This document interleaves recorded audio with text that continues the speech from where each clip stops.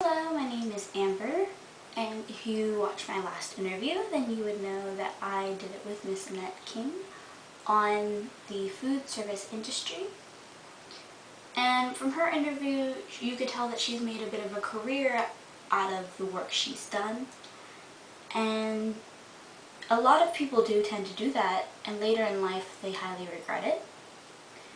A lot of college students will see, oh, I'm making so much money, and then they'll quit going to college and work in the industry.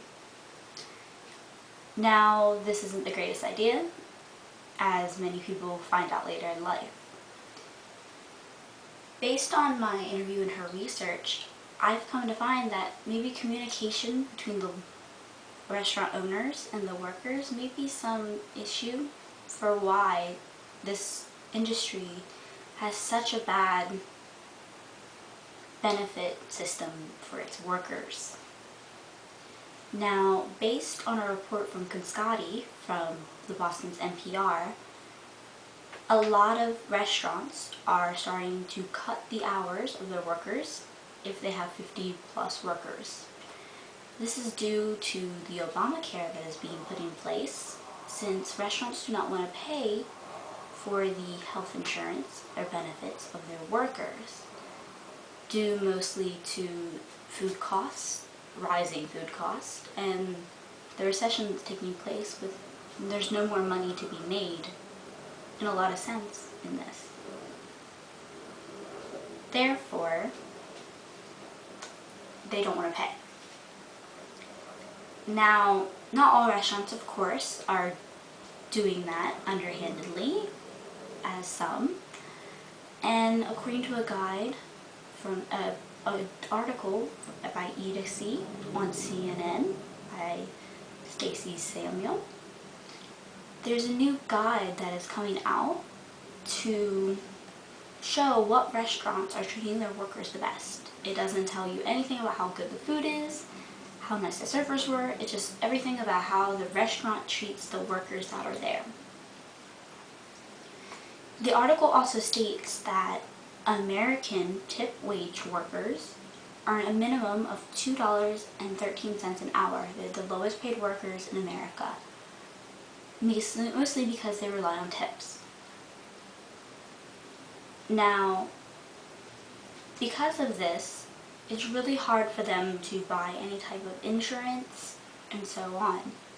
And there's been complaints about it for as long as I can remember. Miss Annette told me she used to have a plan, an insurance plan, but it soon got way too much for her to afford and she had to drop it.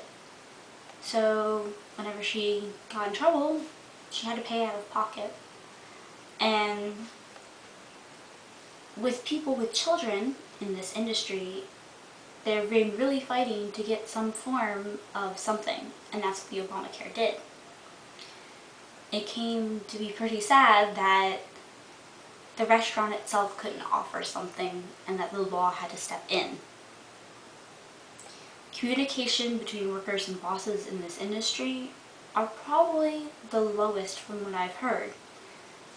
You've heard the story of the woman that Miss Annette told us, who would always complain about her food and get a meal for free. And this happened many times, and many complaints from the workers before the boss would step in. And it didn't even occur to him until they said, oh, you're losing money, you've been losing so much money, that he did anything at all. And it just goes to show how narrow-minded that these people can be when it comes to their workers. And I believe, based on things I've been learning, that communication is key, and really he fails at this lesson. It would be better for bosses to look on what their employees are saying, so that to avoid so much things that these workers have to go to the government to get what they truly need to be a humane area of life.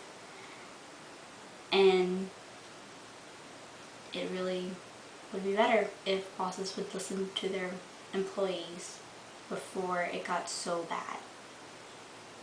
Thank you.